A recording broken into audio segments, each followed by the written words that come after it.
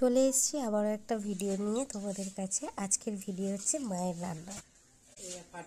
আজকের ভিডিও হচ্ছে মাছের তেলের চচ্চড়ি। মামুনির মতো আর কেউ করতে পারে না, তাই আজকে ভিডিওটা করা।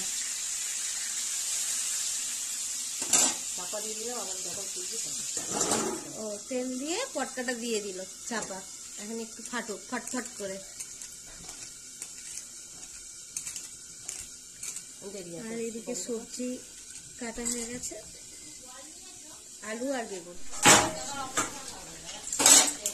অনেকে তেল ভেজে তুলে রাখে, আমি তুলি না, আমি ওই তেলের মধ্যেই দিয়ে দেবো।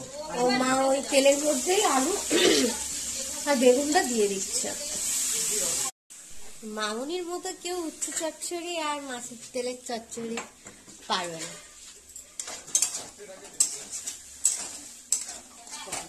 সবাই করে অনেক রকম, অনেক মানে অন্যরকম ভাবে, কিন্তু মামুনিরটা টেস্টই আলাদা।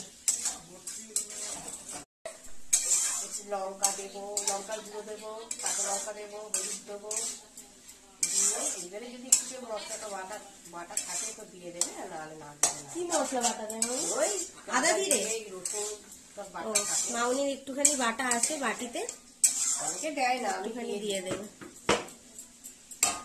আর এদিকে ডাল হচ্ছে, আজকের মেনু হচ্ছে লটিয়া মাছ, ভাত, ডাল আর মাছের তেলের চচ্চড়ি। চাপা দিয়ে দেবো, এবার চাপা দিয়ে ভাপে সেদ্ধ হয়ে যাবে। একটু ভাজাভাজি হয়ে গেলে পরে তারপরে ওই রসুন আদা বাটাটা পেঁয়াজটা দিয়ে দেবো। ও এখন পেঁয়াজ পড়ে গেল, একটু নাড়াচাড়া দিয়ে দেবো। পেঁয়াজটা ভাপে ভাপে সেদ্ধ হয়ে যাবে, ভাজা হয়ে যাবে। ওগুলো একটুখানি আদা রসুনটা বাটা আছে নষ্ট করবো, দিয়ে দেবো। দিয়ে দিলাম একটুখানি গুঁড়ো হলুদ দিয়ে দিলাম পরিমাণ মতন, বেশি দেবো না।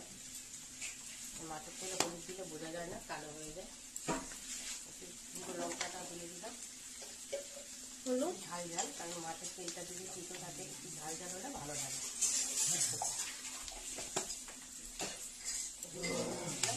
দিলে একটু বেগুনটা আলুটা তাড়াতাড়ি সেদ্ধ হয়ে যায়। বেগুনটা অল্প হয়ে যায়, আলুটাও সেদ্ধ হয়ে যায়।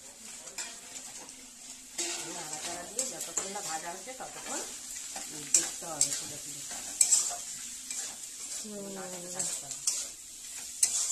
হয়েছে মামুনি, হয়ে গেছে। না একটু ভালো, কাটা কাটা ভালো লাগে না। একটু নেড়ে নিল, আর একটু বাকি কাদা কাদা হয়ে গেছে। তেলটা টেনে নিয়ে পটকাগুলো